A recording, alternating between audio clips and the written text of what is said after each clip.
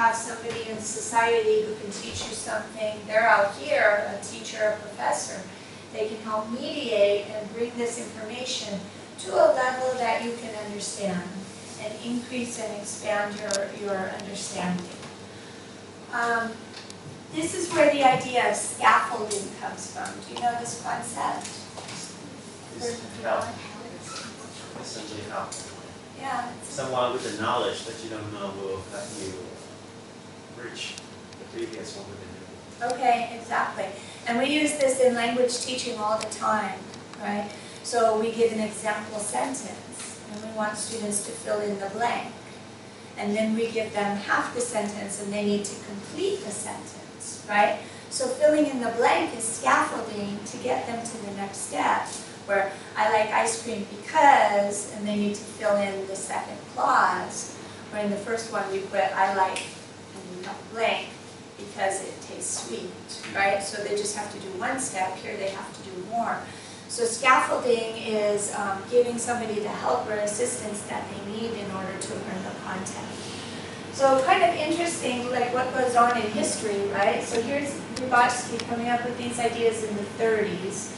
We don't rediscover them in the West until the late 70s. And then Krashen kind of reincorporates this idea into his monitor model in the 80s. So the last aspect of Krashen's monitor model is the affective filter hypothesis. Do you know this one? Do you know affect? What is affect? Emotion. So how does this affective filter work? So when students have low anxiety, good motivation, Absolutely. So the filter is kind of like this screen that comes up in front of you. And so if you get nervous or anxious or afraid or whatever, your filter is going to go up so the information can't get in. So you can't learn, you can't understand, you can't perceive, you can't even hear.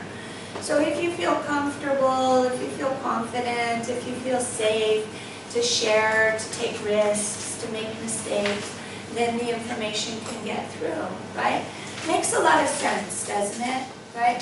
So all of Krashen's ideas here, it's like what we were talking about before, where it seems to make sense, it's intuitive. However, the research hasn't really supported his ideas very much. So it's very interesting. We cite Krashen all the time. Well, according to Krashen, blah, blah, blah, right? But the research doesn't really support his ideas. Intuitively, they make a lot of sense. Like children are sponges and they learn language really easy. But in the research, it kind of shows us a different picture. So a lot of his theories have kind of been discredited. However, it's like behaviorism, like we said before. We can kind of pick and choose and take a couple of ideas here and there that make sense. Yeah. So I think that we're out of time for today. Let me just see how much more I have. Oh, great, last slide. Okay, so the very last thing. So then as a result of Krashen's I+1, that's the input hypothesis, then later Meryl Swain came up with what we call the output hypothesis. What do you think that is? And that's something you won't see until chapter 12. Yeah, how does speaking help?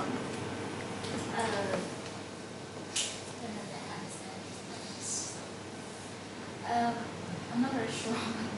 Because like with Krashen will emphasize on input hypothesis. So it's more about listening and reading. Okay, but with the Swain, okay, he emphasized on listening and speaking and writing. So that's it. Yes, exactly. So is it sufficient, like for example, if you learn English just by reading, are you going to be able to speak? Well, probably not very well, right? You might have the vocabulary, you might have the structures, but you need practice, right? You need to put it into use. You need to use it. So this is the output hypothesis, is that production is also important. It's not sufficient to have input. To really know a language, you have to be able to use it.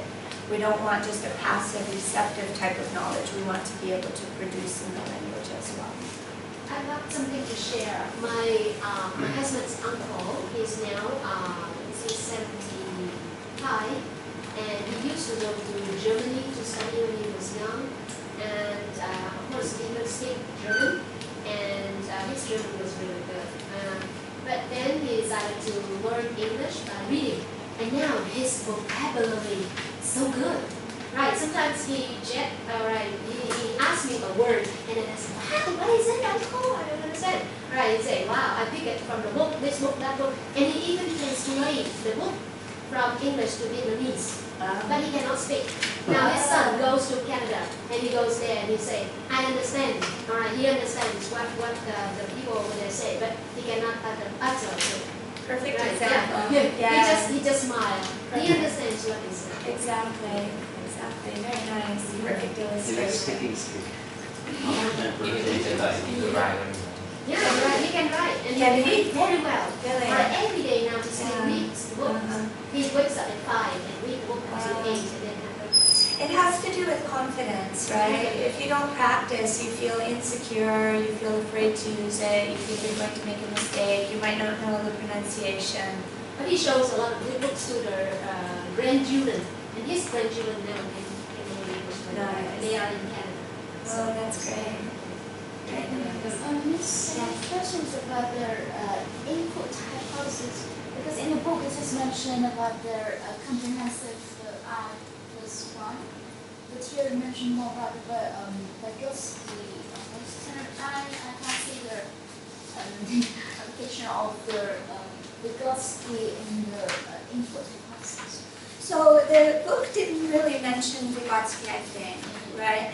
And I was just making a parallel to show that the two theories are very similar. So Vygotsky is also a theorist, and his idea of ZPD is very similar to Krashen's idea of I+1. So this is the idea. Yeah, the ideas are very, very similar. So they don't mention it in the textbook, but Vygotsky is also a very important theorist that we draw upon for SLA. We'll talk about him a lot. What? We talk about the more knowledgeable others, right? Yeah, sure. Because Right, so those will be the people that will mediate, that will help you to reach your next level, right? They know more than you. Yeah, exactly. Can I conclude the idea of the output hypothesis? So basically, you need some kind of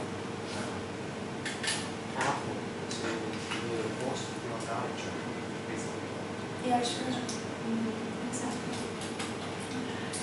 Can you talk a little bit about the 3 conditions for the monitor hypothesis? Because in the CLI you mentioned about the 3 conditions: time, focus of form, and audibility. Oh, sure. Yeah. Do you mind if we do that tomorrow? Because that might take a little bit of time, and I would like to do like a good thorough example instead of going through it too fast. Okay. So, because somebody asked a question about that, about form for the CLA, so we should talk about that a little bit. Yeah. So we'll start with that tomorrow. Any other questions? Anything else that you want me to prepare? If you have any questions, if there's anything that I didn't cover, if you have questions about from these chapters or stuff that's coming up, please let me know. We're good? Okay. So if anything comes up over the week, right, if you have any questions like about the CLA, about assignments that are coming up, I think one day too we'll take some time and do like a little bit of a review to prepare for the quiz. You have a quiz, I think, in week 6, right? So we'll do a little bit of a review for that. What else? Like we are learning now, today we're learning chapter 4 and 5, but on the discussion board, it is chapter 8 and 9. So 8 and it's 9. okay if we stop doing the discussion on board before the time was here. Unfortunately, Time no. reading tomorrow we try chapter 5 and 6. We will have more discussion on these chapters instead of reading before and try to answer very quickly without, proper investigation of reading the materials. Yeah, the only problem with that though is if we wait for answering the discussion board for 8 and 9, when would you do it? If we don't do it this week.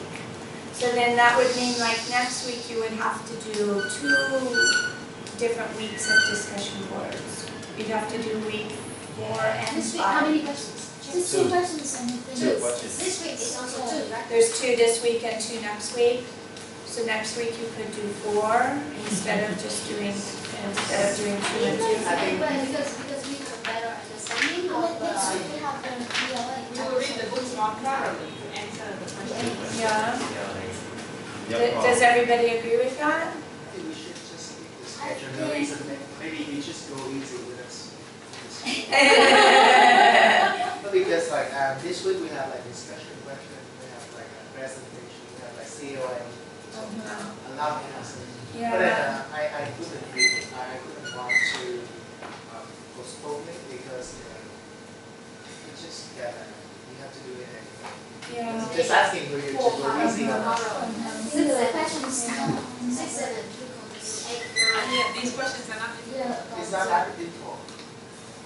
But it's not in the book, right? The first question is Something around the master.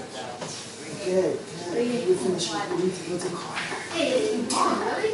Oh, okay. So we'll just continue with the schedule as it is? Yeah, okay. Because you kind of need to start looking at chapter 8 too, because that has to do with the presentation, so you kind of do need to start doing that reading anyway. I understand your point, it would be nice to be able to review chapters 6 and 7 for tomorrow, right? But unfortunately, we have so much information to cover. So there's no change, right? Yeah, no change, we'll keep the same schedule. Thank you very much. Okay. We understand a little bit about the